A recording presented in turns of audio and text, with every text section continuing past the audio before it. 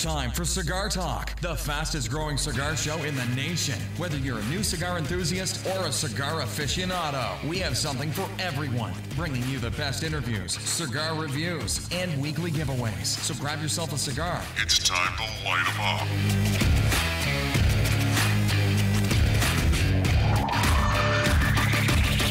Welcome back, Cigar Talk. I'm your host, Rob Jones. We got Brian Falconer, co-host extraordinaire. How you doing today, bro? Dude, I'm doing good, man. Are you comfortable with that title? No. Because I love that title. Why? Co-host extraordinaire. No, why? Because no other talk show has a co-host extraordinaire. But do you know what that that puts out there and what somebody has to, because I'm not going to maintain it. I'm going to let everybody know. I am nowhere near extraordinary at all. I'm running the mill as can be. You're like, I don't want to put that pressure on myself. Me. Nah, bro. Hey, I can understand Ain't that. happening. So, how's your week been, man? Phenomenal. Awesome. Phenomenal. Mine sucked. I was sick. Okay. But you know, I'm over it. It's finally the weekend. But man, dude, I hate being sick in the summer. Nothing's worse. Okay, we're going to leave it there. Right? We're going to leave it there. Nothing's worse. Nothing's worse. Nothing's worse. Anyway, this is part 3 of part 4 or 4-part series of the top 100 must-try cigars. And we've had a lot of fun with this topic. Yes, we have. We've talked about a lot of great sticks, most of which I've smoked, but there's some on this list that I have not smoked, and I'm like looking for that smoke. So, and I hope you guys are enjoying it. Now, here's what I'm planning on doing. Okay. On the last show, on the YouTube video, in the show notes, or like the last screen, I'll have it pause and we'll have a list of all the cigars that made this list. Okay. That's good. Because that gives everybody an opportunity to actually, well, what did he say for number such and such? No, you can see it right there. And if you want to try it, you know which one you're going to pick. Right. I got you, bro. That's good. Thought it'd be cool to do that. Well, I had some people ask me, it's like, hey, what did you have on this show? Or what cigars? And I was like, just wait till the last one. Just wait. I got you. Just wait. And you know, sometimes. So, hey, anyway. Memory goes sometimes. What we're smoking tonight is on the top 100 must-tries. And I see why. Because this is a new cigar for me. I smoked it not long ago, and I saved one for you, which is incredible. I think you would admit. True. The fact that I saved that smoke for you is impressive. It is, because I am smoking it now, and the way this thing tastes, there's no way I can believe you smoked one already, right? And left one for me, even though you're still smoking another one. But I'm like, this is a good stick, man. I could have smoked all three, no problem. Please believe me, I am not trying to throw that out there like that. I'm just amazed how good the stick is, and that you gifted me with this, and I appreciate it, bro. And this is a new cigar for me. I've never smoked it before. I've heard about it, but I've heard reviews. I came across this, and I was like, you know what? I want to try it, and it is the Davidoff Escuro. And let me tell you what, man, it's the Grand Perfecto, and that thing is a beaut. I mean, it's just a beaut. Yes, sir. I mean, yes, sir. When you look at the roll, it's like, that's a craftsmanship right there. Yeah. They took their time with that. As they say, they took their time with that. Those hands were magnificent on this one. This was the true Torcedores. Yes. Did you know? Now, you know what? Watch the interview in the middle of the show, and you'll learn all about that. Me and Tim talked about that. And so just so you guys know, this is part 3 of 4 on the top must-try 100 cigars. But our guest this week is the Tim Swanson of Cigar Daily. Yes. Now, I'm a fan of that guy. I have been for a long time. And, you know, I like Cigar Daily. And he's, you know what I like about him is, one, with him, what you see is what you get. And that's how we aspire to be every because day. We don't know how to do anything other than that. It's too hard for me. It's too hard. I can only be me because and that's hard too at times. He's like, oh, Brian, come on, man, come on. But to be you, especially today. Yeah. Especially today, just, this is me. This is what you got. You don't like it? Take it or leave it. You ain't got to listen. Right? Sorry. Oh, man. Hang on a minute. All right. So, anyway, I'm loving this cigar, and I just got it lit. And let me tell you what, the first one I experienced, the burn was nice. It is now, man. This baby's starting off nice. Burn, taste. I mean, just looking at it, this is a nicely crafted stick. You retro held it yet? Yes. Nice, medium smooth. Yes. That's what I was getting ready to say. A little chocolatey in there, a little nutty in there, maybe even a little pecanish, or is that like an almond? I mean, toasted. And it's like, I don't normally like pick out certain, flavor profiles like that. But on this one, it's like, it's speaking to me. It is speaking to me. There are going to be people that listen to this one and they're going to hear something that was said. And I want those that heard what was said to comment on it. Because I missed it, apparently. You missed it. It went a million miles per hour over your head, bro. It probably came from me. Nope. No? Came from me. Oh, okay. But we're going to leave that alone. All right. If those that pick it up, comment on it. Hey, and also, you guys, we've started doing something new on the YouTube channel. While you're watching, I'm throwing like pictures of cigars, people were talking about, random stuff. And so I'm trying to make the YouTube channel better every week. But if you're not subscribing, make sure you subscribe and like and leave a comment, even if it's like a really mean, nasty comment. We don't care. we think that's want funny. To hear it because we're going to look at it like, yeah, really? All right. Right. One of us will have something to say. Usually my compadre there, but I always answer. When people post stuff, I always answer. I try to stay above it, but above it, I'm nice. I'm very nice. I catch shadows walking across certain things. I'm looking like, okay. What are you talking about? Talking about the door. It was just a shadow went across there. Okay. Just like earlier when Larry 6'9", all 6'9" and bust in on us, we were ready. He was getting ready to get a beat down for real. He was like, "Oh, that's Larry." Where's your pistola? Don't worry about that. Okay. Well, I was gonna say I've never seen you checking the door because it's catching me out my eyes. Something's going. Where's the dog? You said you got rid of it, didn't you? I got rid of it. So for you guys that don't know, my daughter brought home a English bulldog. Yeah. Some of the Patreons seen it on a herf, and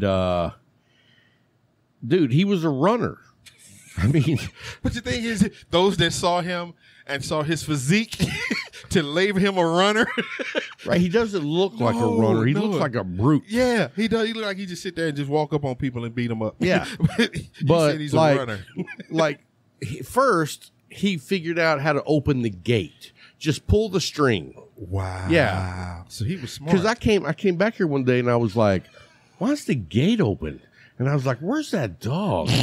And sure enough, he was out. And I was like, surely he didn't do that. And then one day, I left him in the backyard and I watched him. And he went right over there and opened the gate. And I was like, son of a bitch. He's smart. So I gotta go get him. So then that's why we got the whole entering the castle gatekeeper, Yeah. All these latches. So anyway, long story short, too late, but my daughter found that dog a home and they love it. Okay. And I'm like, thank God. I don't need another pet. I got Ferb. He's 12 years old. He's 10 years old. I figure he's got 4 more good years. And then pet free. Dude, I am looking forward to being pet free. I got 2 kids. I'm still looking to be kid free. What was that pig's name on Green Acres? Wilbur. He used to have Wilbur here. You had Ferb. What did they name that dog? We had 2 pigs. Oh, you did have 2 pigs. Yeah, the dog's original name was Sweets, but I think they renamed him like Geronimo. Is he a runner? Can't find him. Still searching for him. Send custard. All right. Didn't see that turn coming. Anyway, hey, you know what? I'll put a cartoon of Custard and Geronimo. See him chasing him, trying to catch him. So, not finding him. Anyway, That's guys, good, before we dive into the show, let's talk about our sponsor. Whoa, back up. He said, whack up. Whack up. I got one thing. We are drinking a new bourbon. And here's the thing. I went down to a couple of liquor stores today. First one, there was nothing in there that we either haven't had a lot of or I wasn't interested in. Gotcha. So then I went to another liquor store, same deal. Then I went to another liquor store, and it was worse than the first two. Hold up. Let me finish here. So I'm standing in this aisle with maybe, I don't know, 15 different bourbons. That's it. And I'm looking at these, and I mean, not counting the regular, whatever. And so anyway, I'm looking, and I see this bottle of Old Tub, and I'm like, you know what? That sounds like garbage, but I've never had it before, and it says bottled and bond. And I'm like, you know what? I usually like bottle and bond. That right at 100 tickles my fancy. Gotcha. You know what I'm saying? Gotcha. And so anyway, we're drinking the Old Tub, and it was cheap. It was $24.99, and at that price point, I think it's pretty good. It is. Larry even said he thinks it's pretty good. And he's had a lot of alcohol. Yeah. Methuselah has not had the amount of alcohol that Larry has. But, it's made by Jim Beam, and this was apparently before the Jim Beam had taken off. So that was one of the original recipes? Something like that. Okay. But see, what I wanted to say was, you go to all these liquor stores and there's stuff in there that we haven't had a lot of. That's speaking to one or two things. We've either had a lot of, or they don't have a good supply. Right. So it's either we're bad or they're bad. So I'm going to go with they're bad because you found something else. Well, it's not just that. When I go to a liquor store, I like to see something that I'm like, oh, I've been wanting to try that. Yeah. You know what I mean? Because I read a lot about different bourbons, at least reviews. And, I'm always on the hunt for something we haven't had before.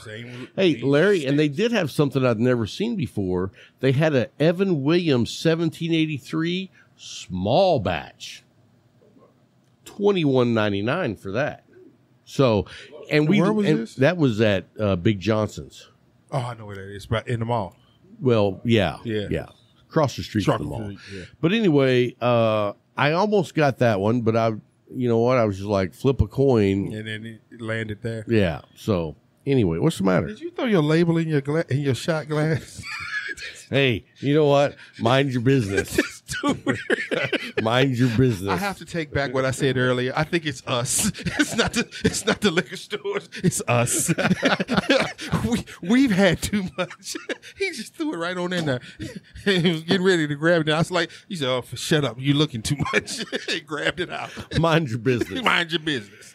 Oh, good. So, anyway, let's talk about our sponsors. We're very blessed to have, the best sponsors of any cigar show out there. Boom. The truth. Tell the truth. And right here, if you're watching the YouTube, you see pictures.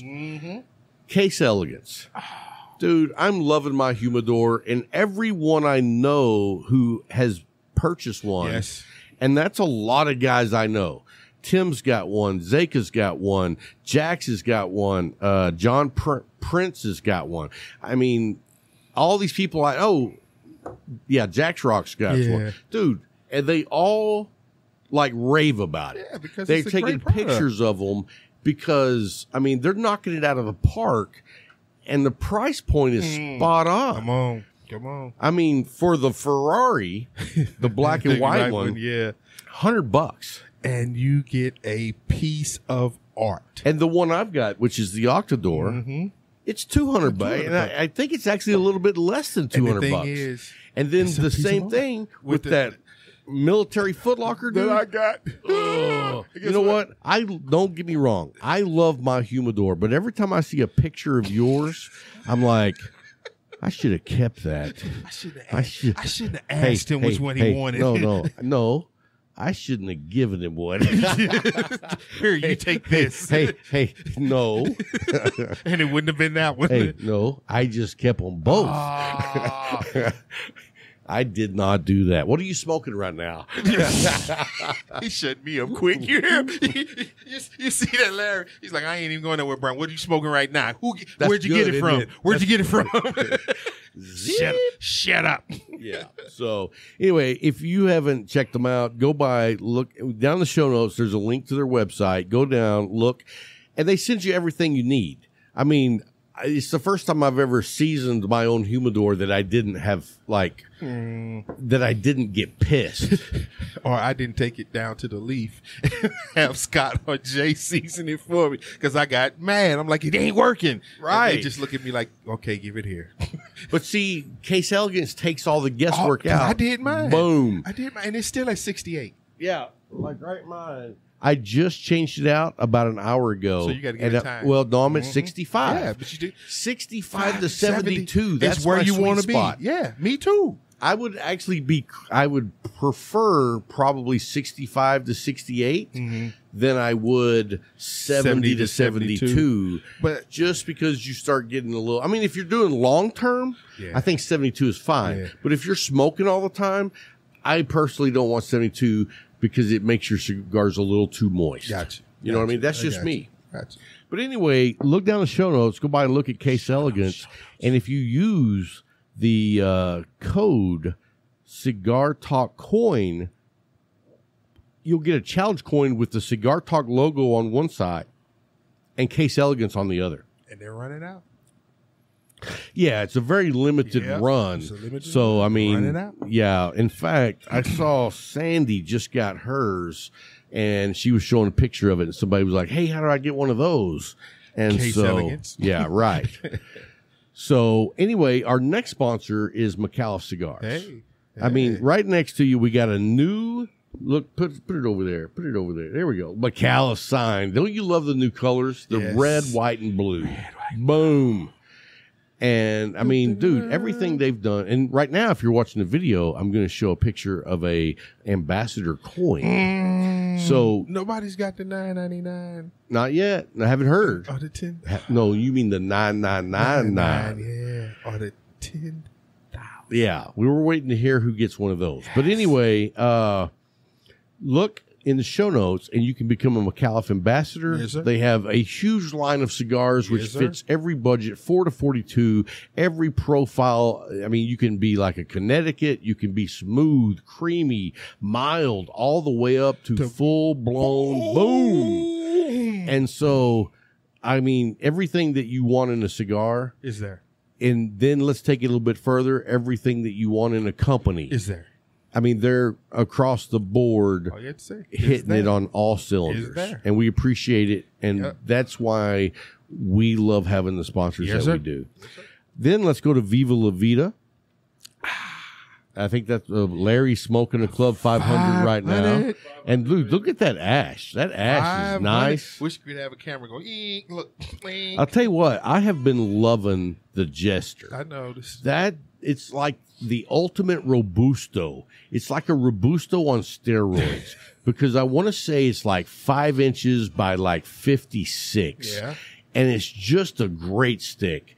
And that has been my go-to for about the last 2 weeks, except about the last 4 days when I had a sore throat.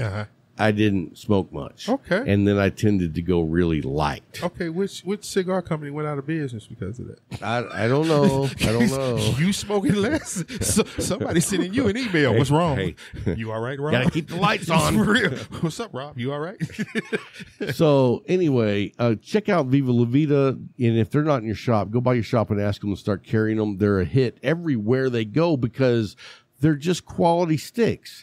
I mean, that should be their slogan. Just quality sticks. Just quality sticks. I mean, that's what we do.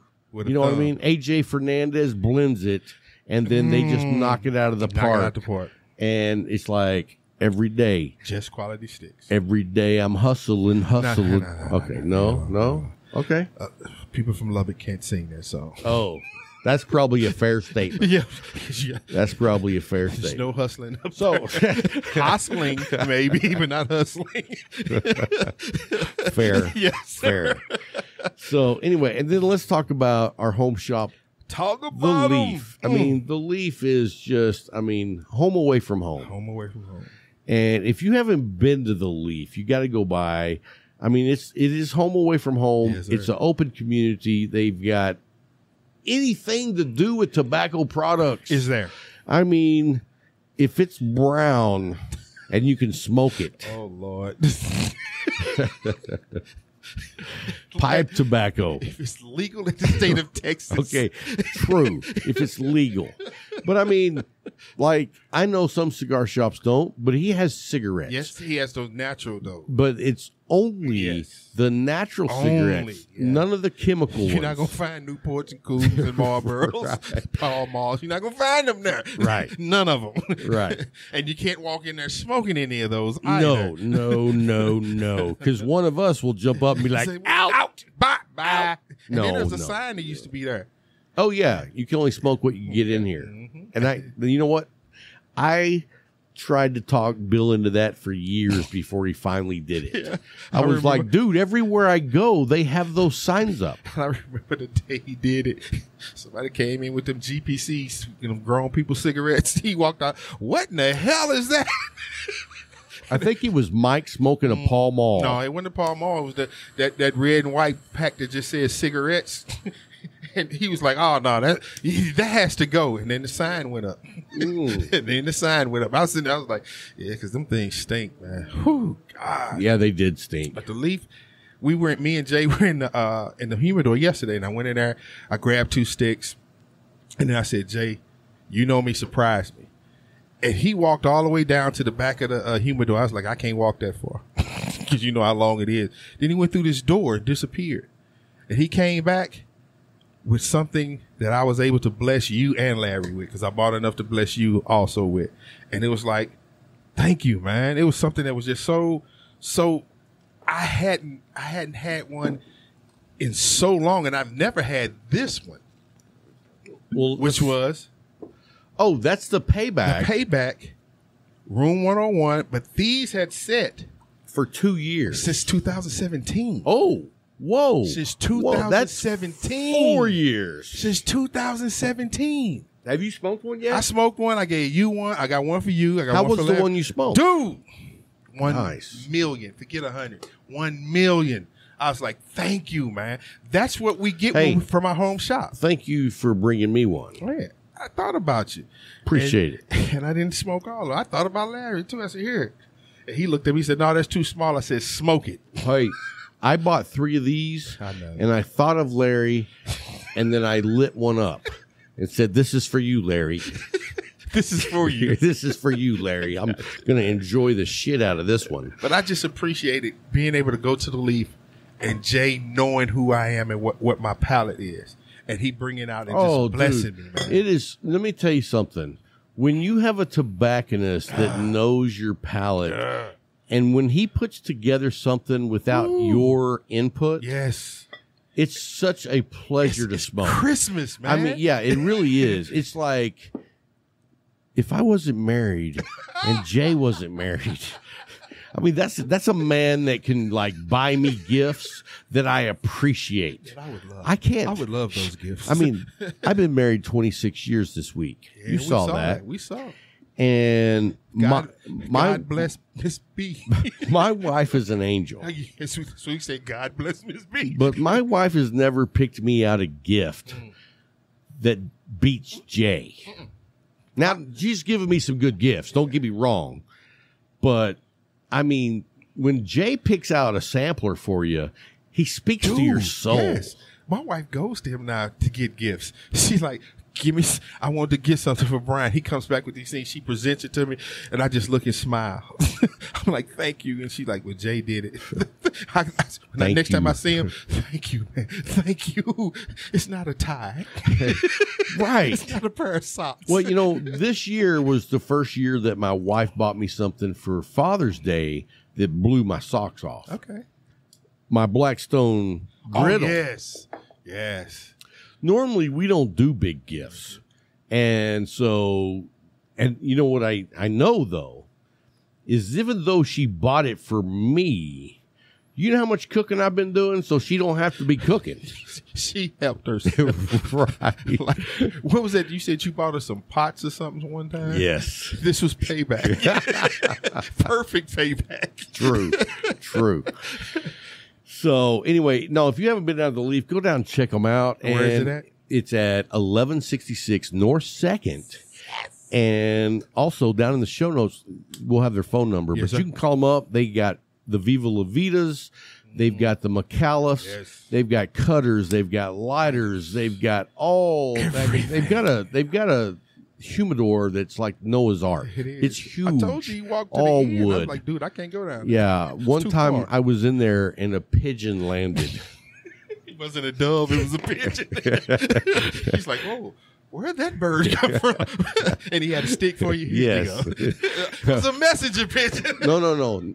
A real steak. Oh, I got you. He came out with a handed me real stick. Good. I like So, that, man. Hey, anyway, guys, we've got Tim Swanson coming up next. Great interview with this guy. You're not going to miss it. He started and does Cigar Daily. And then when we come back from the interview, we're going to give you this week's portion of the top 100 must-try cigars. Yes, sir. So anyway, guys, we'll be right back after a quick break.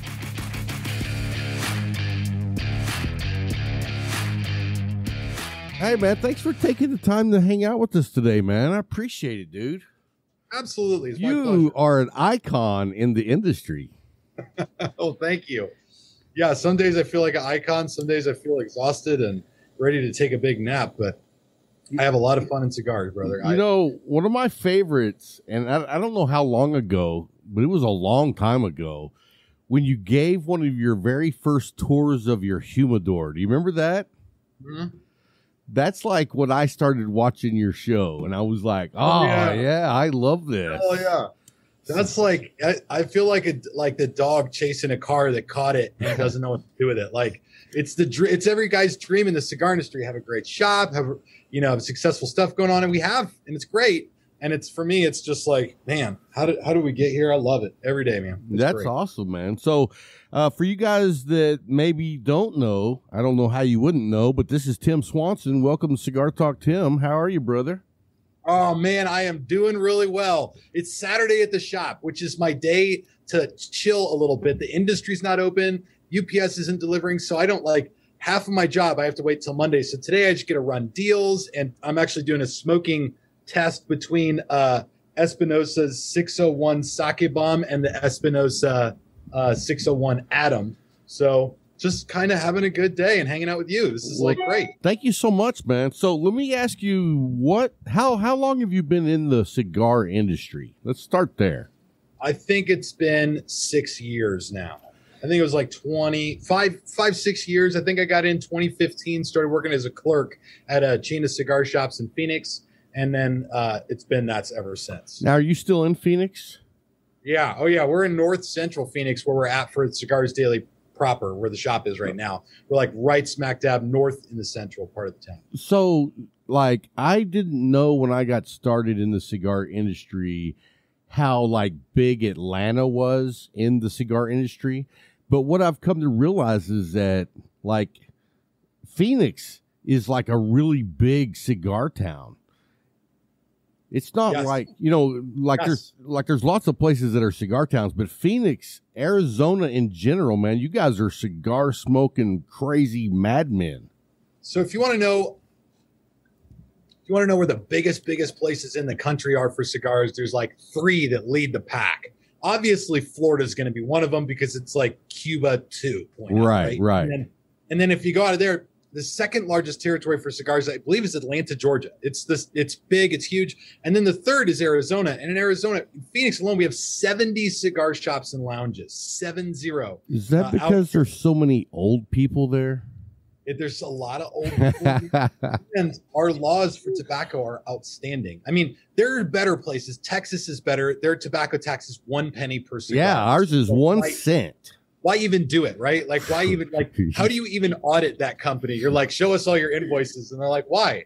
And the DOR was like, right, why? So for us, though, here you can get a tobacco license in about a week, costs $25 to do it. If you have half good mind for business sense, you can do all right. Nice. Wow. I don't know what Texas is. I want to say, I think it's about the same, but it's like $180, which is still not bad. That's not bad. It's not California, where it's like thousands of dollars and takes 6 months. And you got to give away one of your children. It's terrible. Now, how is the getting a liquor license in Arizona? Is it easy as well? No, it sucks. Okay. That part's expensive, and there's a lot of different kinds of liquor licenses. And I only know this information because Jim and I looked into this at one point and then decided promptly to not go forward. But if you want to get a full, what they call Title VII liquor license, I think it's Title VII. But it gives you access to everything. You sell spirits and beer and wine, all the stuff. It's like $150,000. Oh, wow. And they had a smaller one that was just for beer and wine that used to be like 15 grand.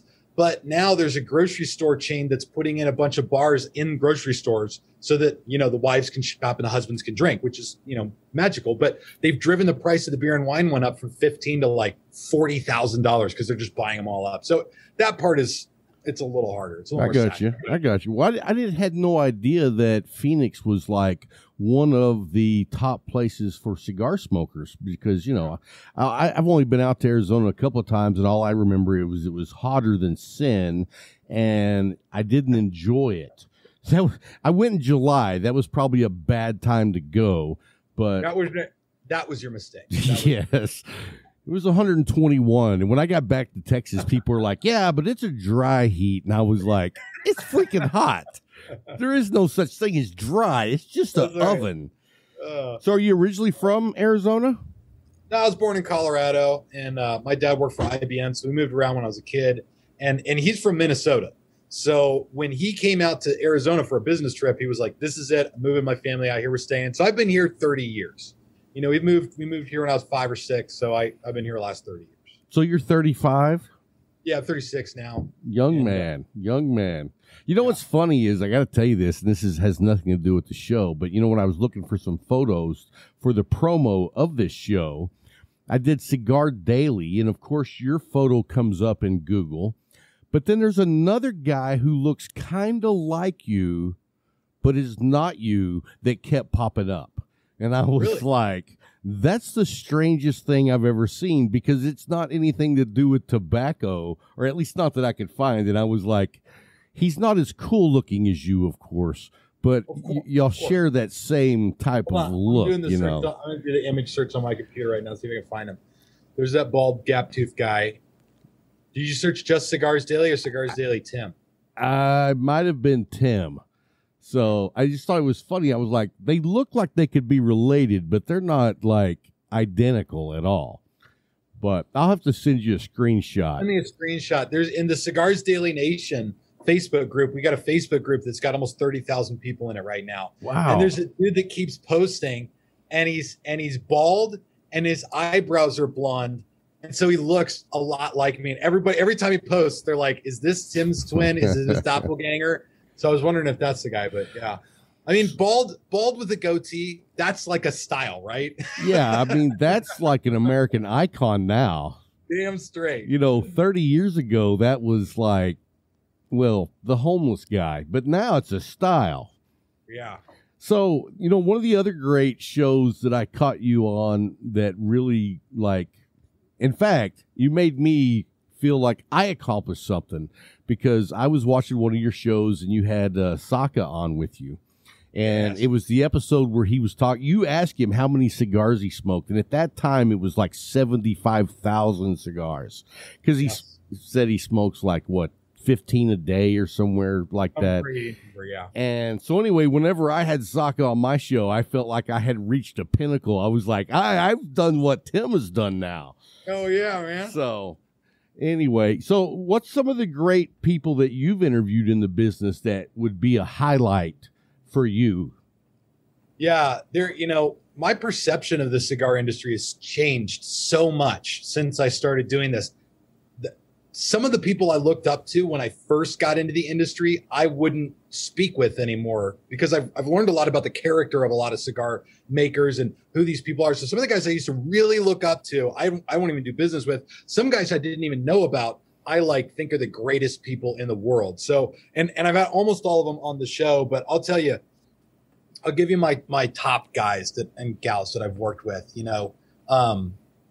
Saka is for sure one of them. I mean, Saka's credentials just speak for themselves. The dude started off at Drew Estate, or he started off at JR Cigars, right? And then when he was at Drew Estate, he came in, they were doing $4 million a year in annual revenue, okay? And then when he left, they were doing $80 million a year in annual revenue. Like, it's just, his numbers speak for themselves. So I love Saka for that reason. And he's just also authentically a good guy. He can kind of come off as kind of a prick. And I think he owns that pretty well. Yeah. But he's also just a genuine dude. Like, what you get from Saka is what Saka is, right? So you can always take the guy at his word. I liked his interview because it was just like, I had no expectation. I had seen him on your show, so I mean, I didn't want to do the exact repeat. And so I just kind of let him go his own way. And sure enough, he will definitely go his own way. Mm-hmm. Oh, yeah. You get him talking and he'll go. And it's great because because when Saka talks, you learn a lot from him. And I love that. Now, outside of Saka, there's another guy that I didn't know very well, wasn't very aware of. When I first got into the cigar industry, I knew about Alec Bradley cigars, but I thought Alec Bradley was like a person. So like the first time I got a call from Bradley Rubin, I was like, who the hell is this? He's like, yeah, from Alec Bradley. I was like, what? And I was like looking him up online while I'm talking to him on the phone. I was like, who are you? And I was just so stupid when I first got to know it. But as I've learned about the company of Alec Bradley and then Alec and Bradley, the boys, their dad, Alan Rubin, is a sensational person, a man of his word, an authentic guy, very friendly, very kind. And we had an issue with Alec Bradley at one point that had the opportunity to get really hairy. And because Alan Rubin is such an authentic dude, it never did. And he was really great. So I've really come to respect him as not just a cigar maker who's award winning with all the high ratings, but as just a really quality person. And then my third one is, and this is my all time top tier guy, Nestor Plasencia. I have a man crush on the guy. He's such an inspiring dude. He's a reader. He reads constantly. He's always reading new books. He's an innovator in the industry. He's working on doing stuff with tobacco that nobody else has done, and does it in a family that grows more tobacco than anybody on the planet outside the Cuban government. So, wow. I mean, just really, really, and also, again, a really authentic, very real guy. You can take him at his word. Who you see is what you get. And that's a huge deal for me. That is awesome. So let me ask you, that's the top people. Who's your top three worst one? I'm just kidding you. We're not going to go there. I could slam some people, but I won't. Yeah, trust me, I know. So what made you decide to get into the cigar business full time? I mean, how long were you smoking cigars? I mean, did you start when you went to work for a cigar place, or was that like something that you dabbled in before? No, I started smoking cigars on the day of my 18th birthday because I had this massive misconception that smoking cigars is something a man does. Like, I thought it was the dude's thing. And for sure, it's got that appeal, right? Like, it's like a manly thing. But as I've gotten into the cigar world, I've discovered that cigars are for every adult. Like, there's nobody out there that cigars aren't for. And I see it in our Facebook group and on our YouTube channel. Like, the people who comment, there are liberals, there are conservatives, there are men, there are women, there are Christians, there are Muslims, there are white people, there are black people, there are every kind of person represented in this microcosm of a world that we're in. And it's so cool. So I started smoking when I was 18 out of this idea that it was like a man's thing, but I've learned that it's so much more. And I smoked cigars from the time I was 18 till probably the time I was 30. And then before cigars, I was a minister. I worked at a church. I did church music. And I was trying to plant a church, and it was just not going. And I went 52 days without a paycheck there and was like, okay, I have to do something. So I got a part-time job at a boxing gym teaching classes to soccer moms. And then I got a part-time job at a cigar shop as a clerk. And after a while, the opportunity to get full time in the cigar industry came up to be operations director for a chain of retail shops and a website here in Phoenix. So I jumped into that. We closed the doors on the church and I went full time into cigars. And it was just like, it was a dream come true. I had already been smoking cigars for, 12 years. I was rolling cigars in my spare time because I just loved it so much. And so I'd say that the second I set foot in the industry, even as a retail clerk, I had my eyes on this as a full-time thing. And it's now blossomed into something I could have never anticipated. So 2 questions on that. One, how are you as a cigar roller? Did you get pretty good? Absolutely abhorrently bad. Okay. Like I roll cigars like a white guy. Like that's all I can tell you about it. Like I went to the factory. So in 2019, Jim and I got to go down to Nicaragua and tour all the Plasencia factories. And I got to roll cigars with their terciadores there. And a terciador is a special kind of roller. He's like the virtuoso of cigar rollers. They can do anything, right? They can do the bunching. They can do the binder. They can do the wrapper. They can do the special kinds of pigtails and perfecto shapes. And they're really good. And I rolled cigars with this guy, and he literally had to get behind me and he ghosted me, right? Like Patrick Swayze, he came up behind me and grabbed my hands and showed me how to roll a cigar like a child. Wow. So, no, not good at it. Wow. Well, that's awesome that you got to have that experience anyway, man. So that's me another question. While you were down there seeing all that, so the torcedores are like the master rollers. So are there other rollers that just do the same roll part every time and then like other people put it together? Or is like, how does that work? So at most factories, the way that the rolling floor is set up, at least in my experience for the factories that Jim and I got to go to, they're for the bulk of rollers, there are 2 positions. There's the bunchero and the rollero. And the bunchero, and the 2 people typically sit at a 4-foot table.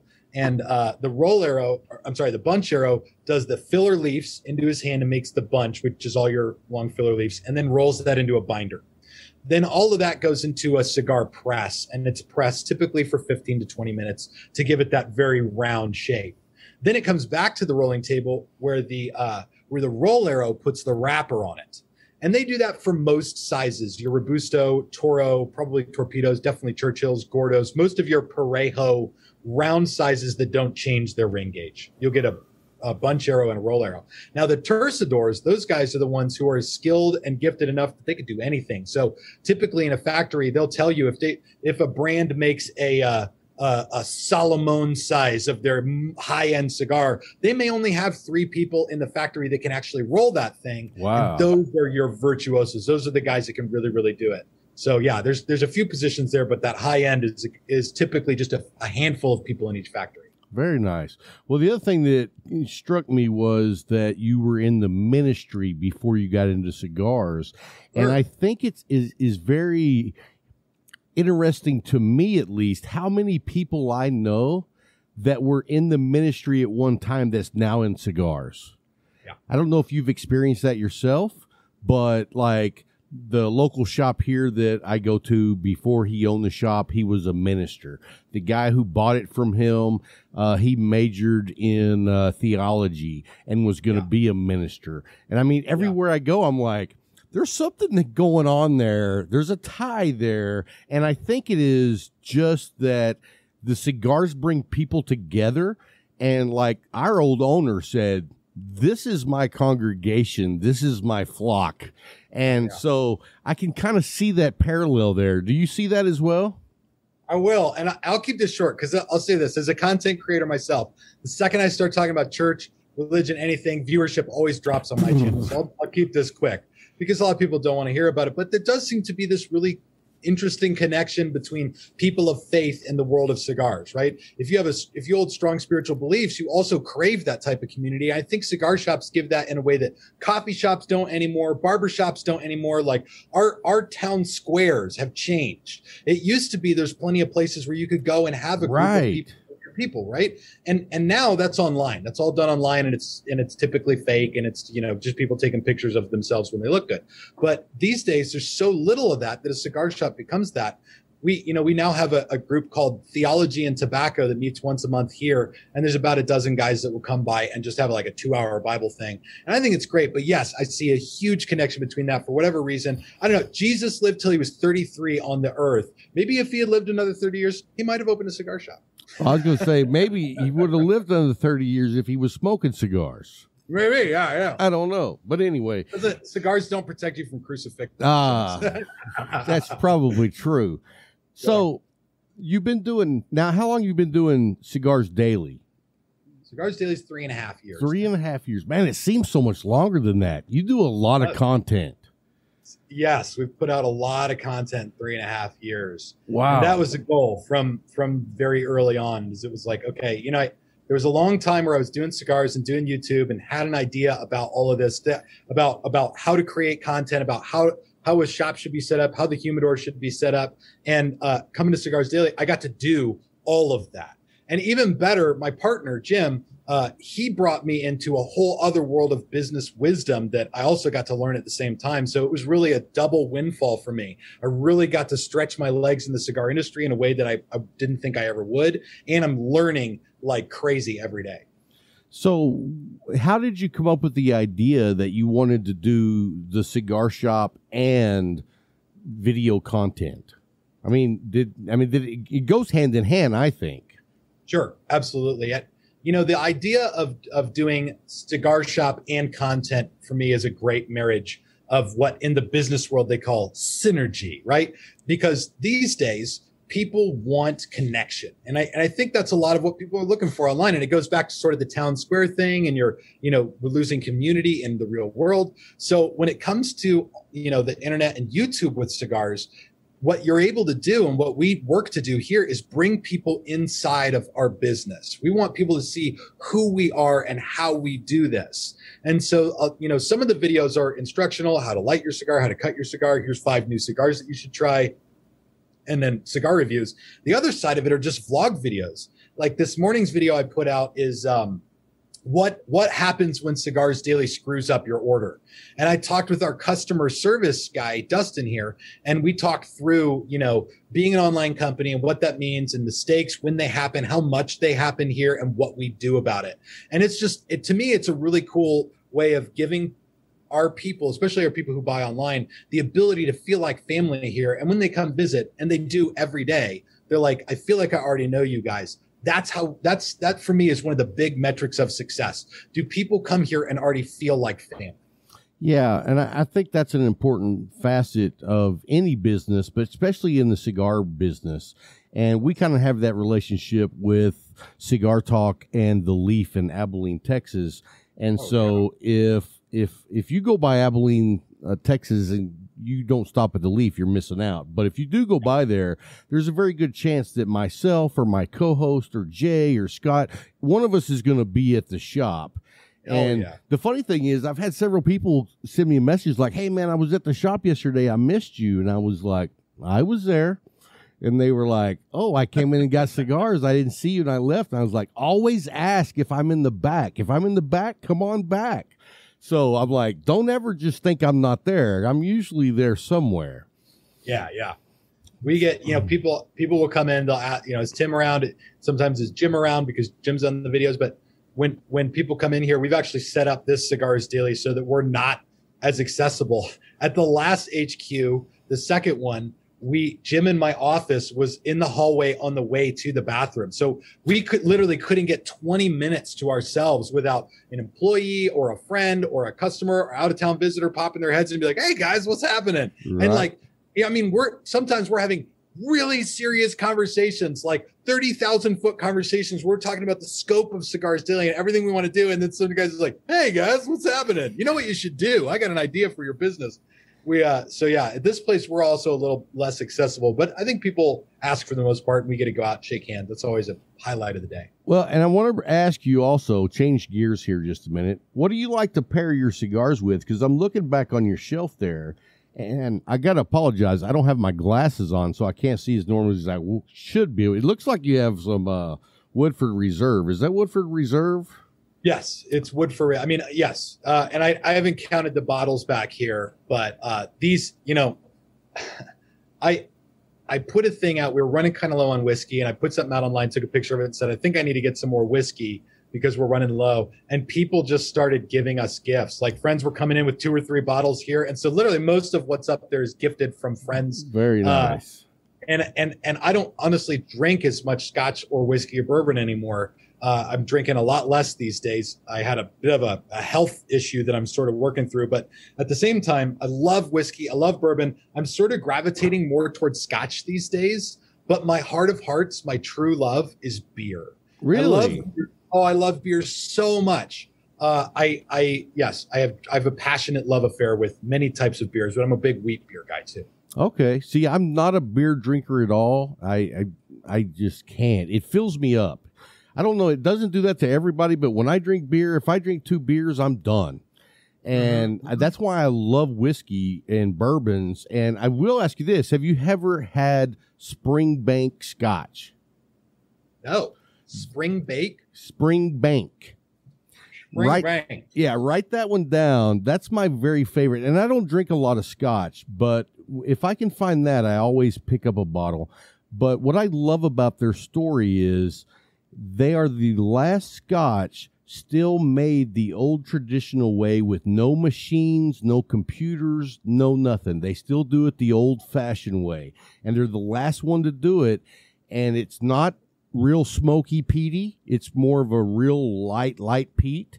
And the reason that, and I don't know if you know this, but I had a Scotch expert on the show once, and they explained it to me that when you have a Scotch that's very light in that peat flavor, what it is where the peat grows is right on the edge of the water. And if you have that real frothy water on top, it takes that peat flavor out of it, so it mellows out the peat in the Scotch. But if you get a chance, that Springbank, people think that they sponsor us as much as I talk about them, but they don't. You're more than welcome to. But anyway, I'm a big bourbon fan. Every now and then I'll have Scotch, but I was just looking at your collection up there, and I love that you got gifts. We got a gift package of the day. Somebody from California, Mr. Z. And it was really embarrassing because he sends us a care package. I open it up. My wife's standing there with me, and I open up this box, and it's got cigars for me, cigars for my co-host, a big bottle of Buffalo Trace, which I'm a big fan of, and then there's a box that says just for Rob. So I open that up, and it's a giant rubber dildo. So my fans of the show have some good humor. Yeah, they do. So, and my wife was like, that's not funny. And I was like, well, it's kind of funny. So anyway, what do you plan on doing as far as the future goes for Cigar Daily? Are you guys expanding? Are you opening more shops? Are you moving to other states? Are you staying in Phoenix? So the goal here is a pretty, our strategy is pretty singular for Cigars Daily. You know, I think that there's a huge temptation when you get into the world of cigars to do everything and have your hands in everything. And we have done a lot. Like we have cigarsdaily.com that feeds most of our audience and is where people go to look for deals from us. We also have our own national brand, American Viking Cigars, which is carried in shops in about a dozen states right now. And we enjoy that, but we've had the opportunity. When we first opened, we did pipe tobacco for a long time. We've had the opportunity to do the CBD products, and people have pitched all that to us. And Jim and I very early on were like, you know what? We want to be great at one thing rather than mediocre at a few things. So we said we want to be about premium cigars. And that's what we're going to do.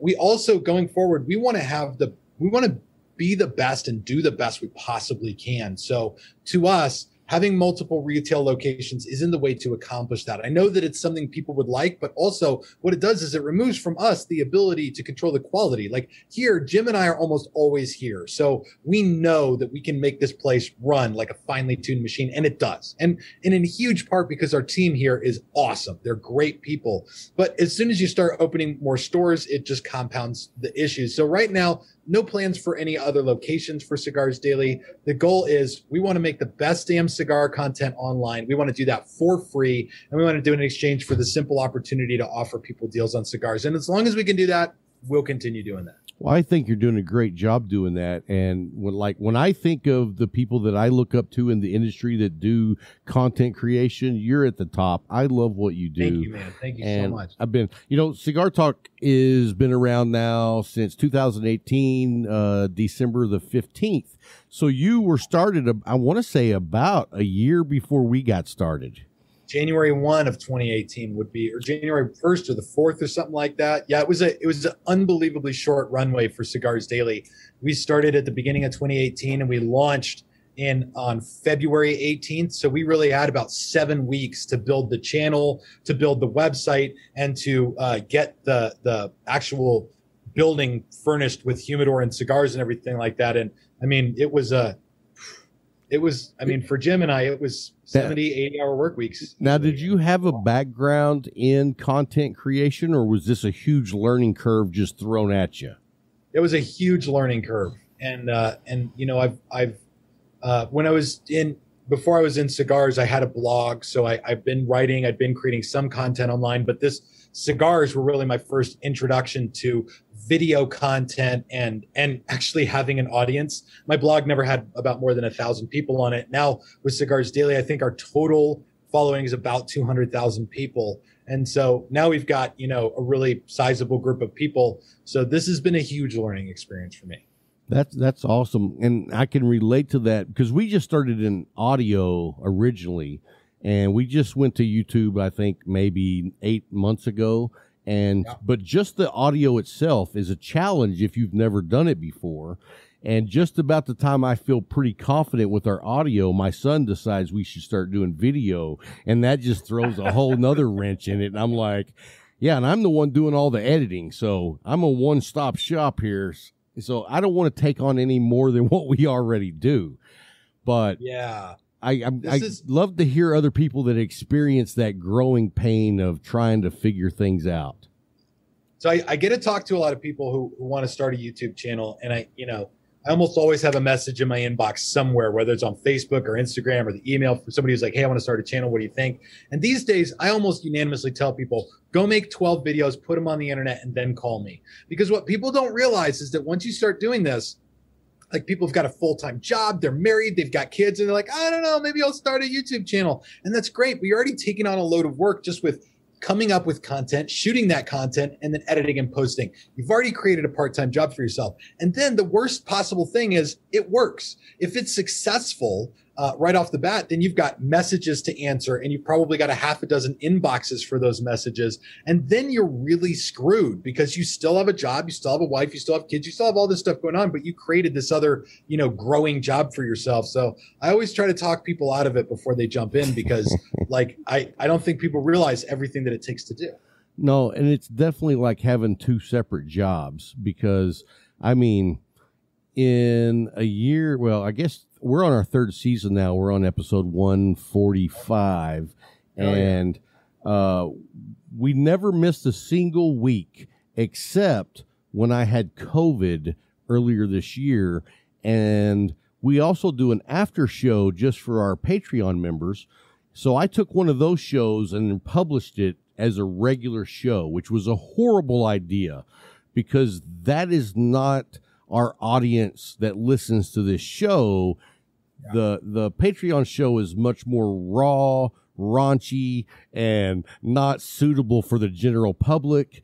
Sure, yeah. And I got phone calls about that. It was like, hey, I don't know if that was a good idea. But that's the only week we ever missed that we didn't do a regular show. And when you decide to do this, you have to have a commitment because if you're not going to deliver to the people who take the time to listen, then you might as well not be doing it. Absolutely. Well, hey man, what advice do you have for the young guys like me that are, chasing our dream, doing what we do, and we look up to you and see what you're doing? And we are like, this is a role model for us.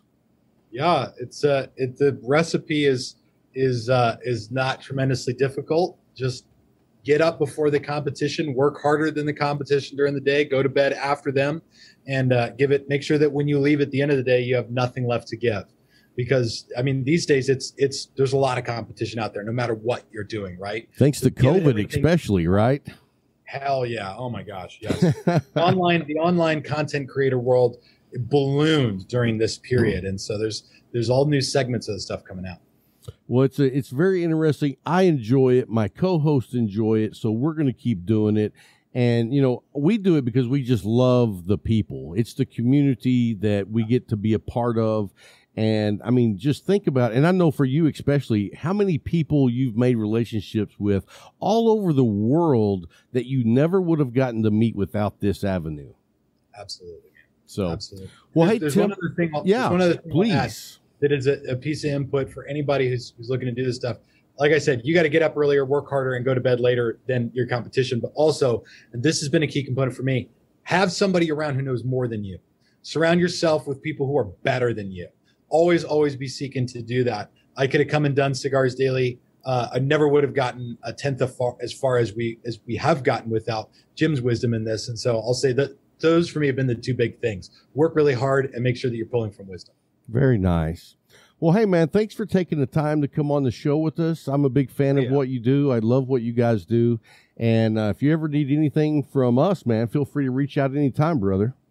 Absolutely. Thank you, Rob. Appreciate it, man. All right, man. Have a good one. Enjoy your weekend. Thank you. Same to you.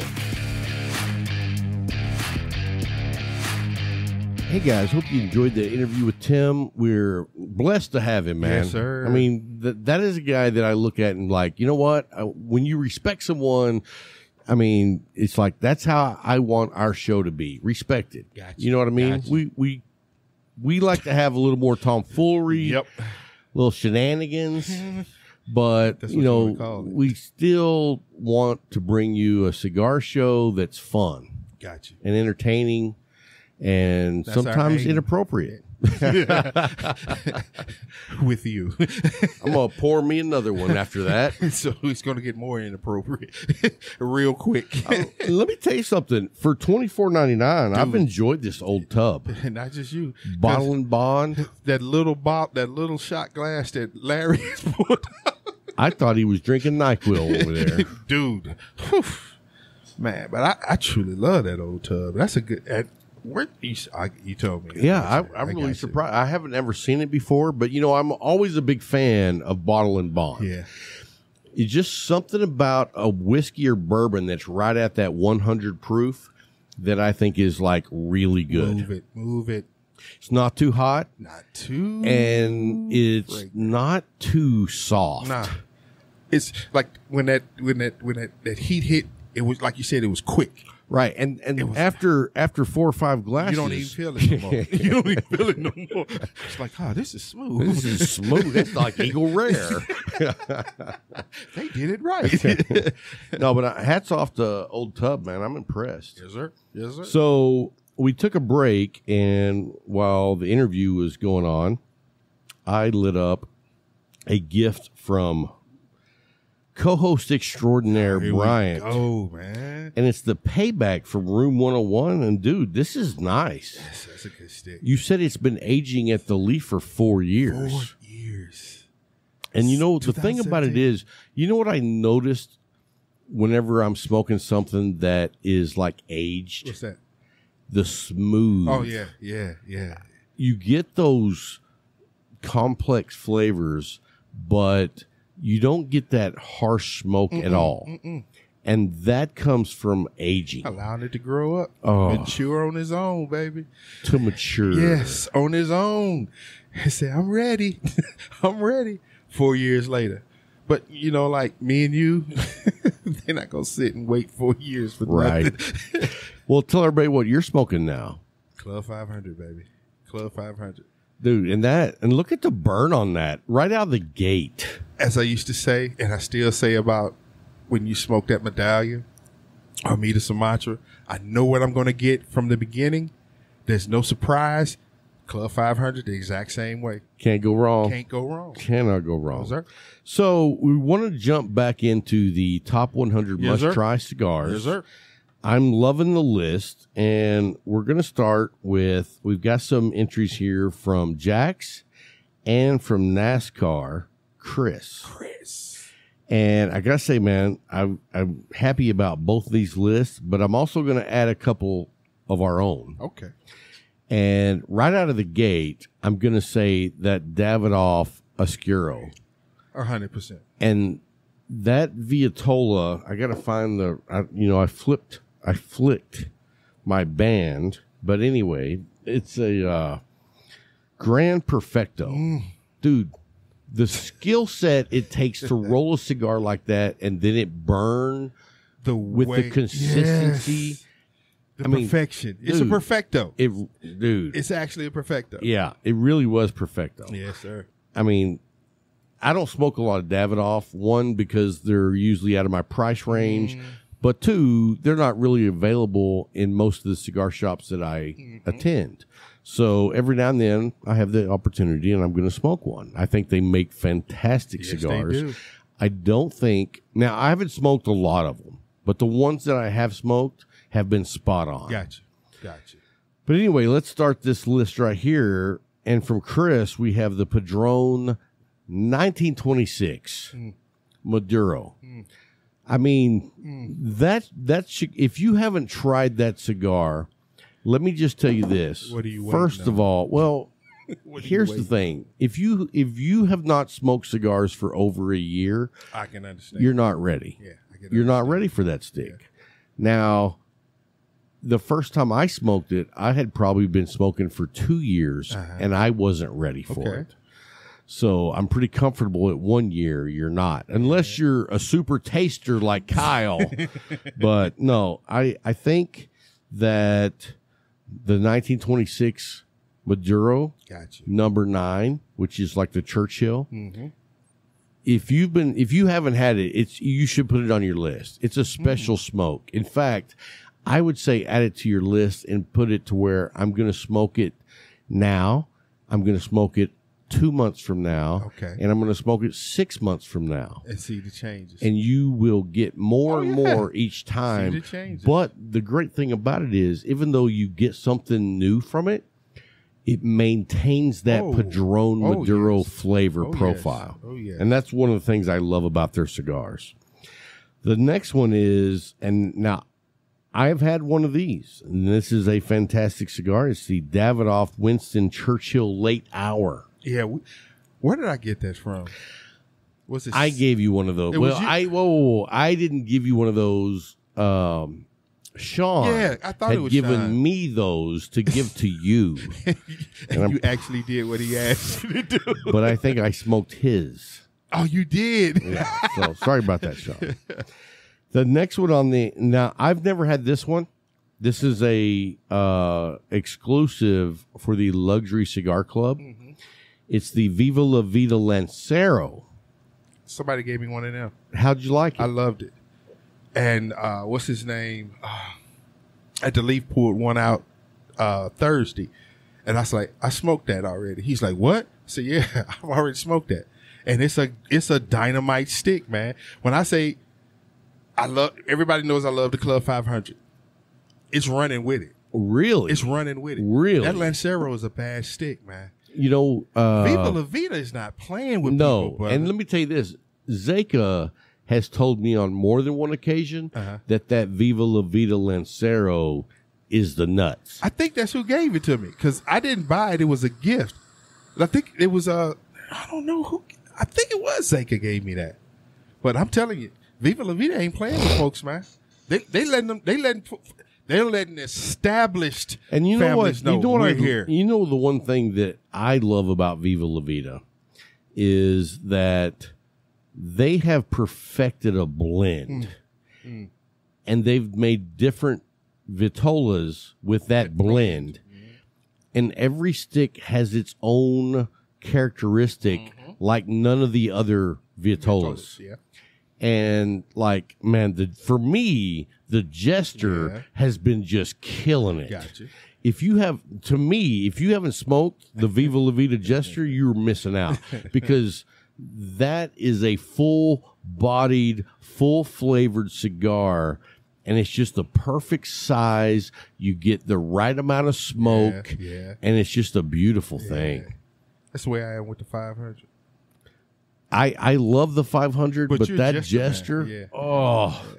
it's like a big Robusto. It's like, I love Robustos. I even love petite Robustos. Gotcha. But then you throw in that ginormous Robusto. That size. Yes. They knocked it out of the park. I got you. All right. So anyway, we'll continue. Oh, well, you know what?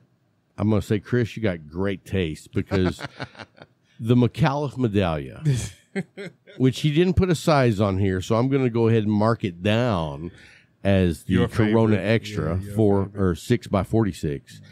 And I mean, that's an everyday winner right there. I smoked one of those earlier today. Surprise, surprise. Now, this one, I don't know the cigar. It's the Perdomo Factory Tour. Have you had that? No, I haven't. Larry's shaking his head, giving him a thumbs up. So, you know what? I'm going to put that on my list. Me too. I have not smoked that. The next one is the Rumo 101 Farce Maduro. I have smoked that. That is a fantastic. To me, that's a very medium stick. It's got a little sweetness. It's got a little earthiness, tones, and that's a great stick. The next one on the list is the McAuliffe Riata. Now, you know, that was Luke's very first cigar ever. And, dude, for me, the Riata and a Sumatra coffee is heaven. Yes. That is heaven. Yes. You got a nice, light, creamy cigar with a good, dark, medium flavor profiled coffee, and those two together, lights out. Perfectly paired. Lights out. And this one impresses me by Chris. He's got the Aladino Cameroon. I know you love that. Got me. I'm with him. 100%. 100%. Yeah. The Aladino Cameroon is one of the best Cameroons on the market. On the planet. Not just the market, the planet. You're not going to do better than that. No, sir. And then Chris also brings to the forefront the Blackbird Crow. We love now, that. I love the Crow, and I don't know if you know this, but the Crow is the Mexican San Andreas wrapper. We talked about that. That is a great stick. And that's like a $10 stick. Yes, it is. And when you get that level of flavor profile and that good of construction on a $10 stick, home run. Chris, good list, man. Yes, good list. Yes, sir. That's why we love these guys. And then I'm going to hit up some Jack's recommendations here. Now, Jack's went with some stuff that's local for him that I can't get, but you can get it. Okay. And the first one on the list is Frank's Way. Never heard of it. But if Jack says it's a good smoke, I'm going to try it. I'm going to put it on my list. The next one is an AJ Fernandez. It is the Last Call Maduro. And let me tell you something. That's about a $5 stick. I've never had that. At least the one I've had, it's like a 4x52. Good little smoke by AJ. Great little smoke. The next one is the Asylum Insidious, which I have never had. I have not smoked a lot of Asylum. Yeah, because that had me thinking, because I've smoked Asylum, but I've never had the Insidious. Well, in general, not always, but in general, the Asylum line, standard size is 6x60 or better. Yeah. So I don't smoke a lot of Asylum just because, I shy away from something that big, putting it in my mouth. No, thank you. So anyway, that's just me.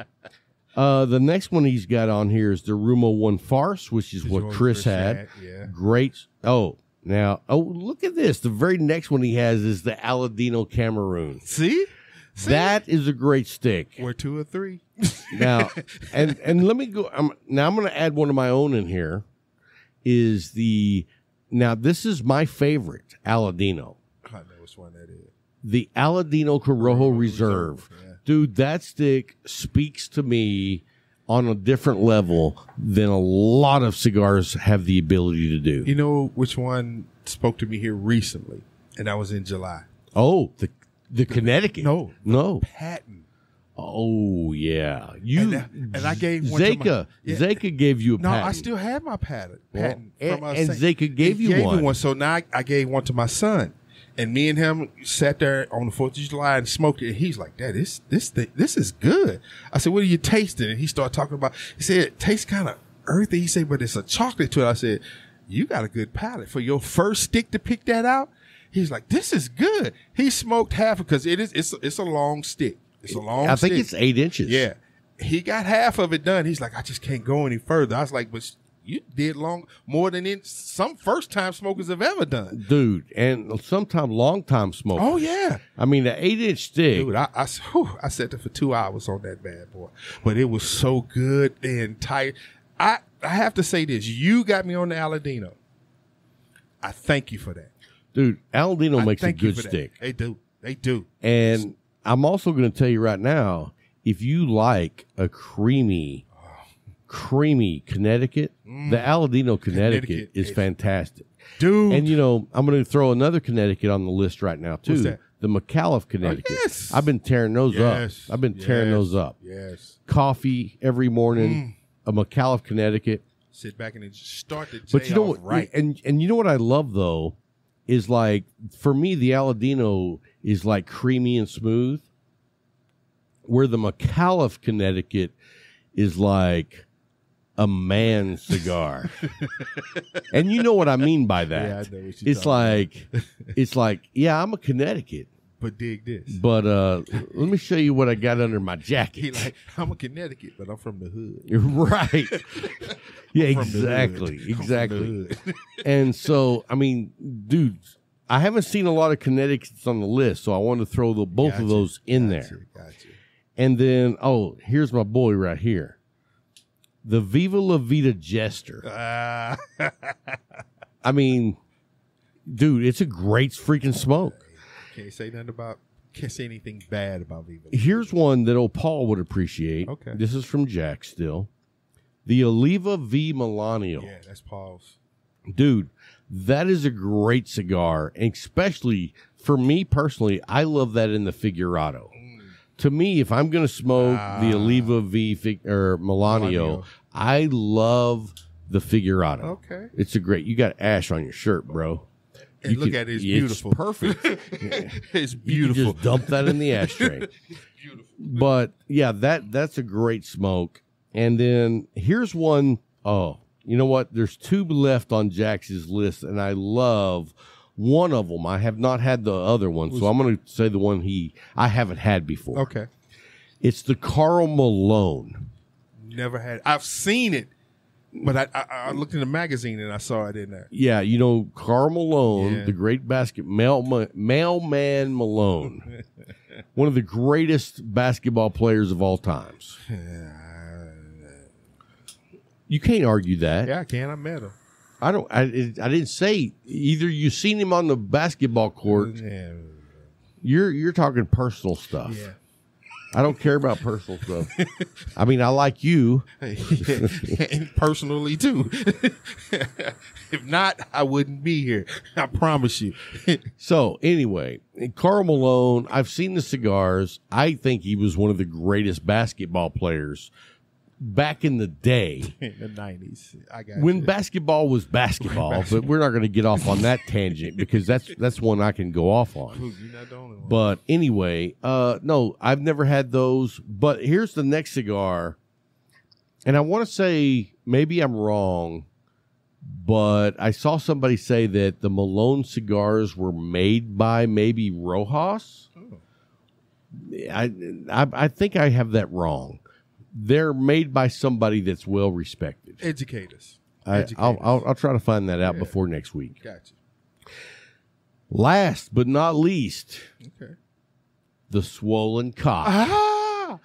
You know the Swollen Cock is on the list. If you have not tried Robert Caldwell's Lost and Found Swollen Cock, you are missing out. You missing out, bro. Dude, tell them. Don't let the name fool you. Yeah. Because, bruh. It ain't no joke. No, sir. No, sir. You talking about a flavor profile, a roller coaster ride. And a beautiful rolled figurado. You're looking at it, you're like, this looks good, man. Yeah. Looks good, tastes good. It is good. That's all I got to say. Yeah. Great list from both of those guys. Yes. And then if that was 20 total for those two guys, we're at 50. I added the McAuliffe, Connecticut. Mm-hmm. The Aladino, Connecticut. The Davidoff Oscuro. That's 73. So that is 73. Yeah, so you got 27 left. Do you have any two that you want to add for this week? Not right now. Really? Yeah. Really? Well, yes, I can. That you smoking. Oh, the payback. Especially sitting 4 years. That's a dynamite stick, man. Room 101, that's a dynamite stick. Let me man. tell you something.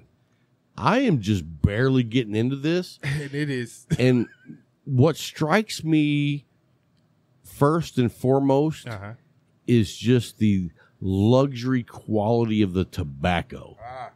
It's like it's smooth, it's flavorful, it's just nice.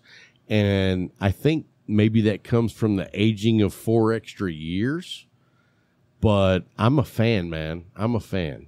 All right, what else you got? And looking at what I've been smoking here lately, you may be upset with me. I doubt it. Yeah, you will, because when I say what it is. But you gave me this stick. Monte Cristo Epic Craft Cured. Let me tell you something. All right, I'm gonna tell on myself. I've been enjoying the shit out of that stick. If I could run out the door with the headphones on, I would. Dude. I'd run screaming. Is that a good stick? Dude, I had never had it before. Let me tell you something. And first of all, when you gave, I said, "Oh, he done found some Monte Cristos that he don't like." And then I had to beg you for those that I had, and I was like, "Wait a minute, he tried to hold on to these." And when I tried the first one, I was like, "Okay, maybe it's something I'm missing." Because you know, I'm embarrassed to say that I like a Monte Cristo. And let me tell you something. You don't know. What's that? I've been tearing that stick up. And I have not posted one picture on Instagram. You don't want to. I don't want to humble myself. I don't want anybody to know I like Monte Cristo. And have people say Bryant was right. Dude, that stick is good. It's dynamite, especially man. In the morning with coffee. I tried it with some matcha coffee, and I sat back. Them two pairing off of each other, going one route with the Sumatra, and then that craft cured bringing me back. It was like, dude, I got to do this more often, man. I have been super impressed by that stick. Yes. And I was just like, it'll probably be okay. And then after I smoked one, I was like, it was pretty good. Now I'm on like number 8, and I'm like, I love this stick. But I'm not telling anybody. I'm not telling anybody because I don't smoke Monte Cristo. And I don't want people to know I smoke. Well, people can't know because I don't. I don't smoke Monte Cristo. Hear this. It's Bryant. I was impressed. Dude. I'm definitely on board with putting that on the list. So now we're at 75. All right. 75. Well, that's going to wrap it up for this week's Top 100. But let's talk just a minute about the preseason Cowboy-Steeler game that the Cowboys lost. And right after everybody said they're eliminated from the playoffs. Well, here's the thing. One thing I have to say. Let me say this. And first of all, I didn't watch the whole game. I watched up until the fourth quarter. But wow. That linebacker. Parsons. This dude is real. Okay. I didn't get to see enough of him play. His first play, the first tackle, I think it was the first tackle, he got a turnover. Dude is for real. I didn't see the first drive. He caught Pittsburgh. He caught a running. I'm not a running back. A wide receiver running down the field. He had a nice little angle, but when you look at it from the camera again, he readjusted that angle. Dude has speed, man. He ran a 4.4. And it's in the 4.3. 4.3. And it's as real. As a linebacker. And it's real. Yeah. It's real. I was like, oh man, this dude's he's gonna be scary. Well, let me tell you what I saw on TikTok today. Now, and I got another video for you that we're going to play on the after show for the Patreons. Because it was fucking perfect for you. It was perfect. It was. Oh, excuse me. I apologize for the F-bomb. I'll try to bleep that out. Anyway, that just slipped right on out. But no, there was a guy on TikTok, and he was like, okay, here we go. Here's the Cowboy fans. And here's all the bull that we got to listen to the Cowboy fans is, oh, it was preseason. Yeah. Oh, we didn't start our starters. Yeah. Oh, preseason doesn't count. Yeah. And I was like, well, it doesn't. I mean, I understand what you're saying. I mean, dude, but preseason doesn't count. The Kool-Aid drinkers take every game that they play.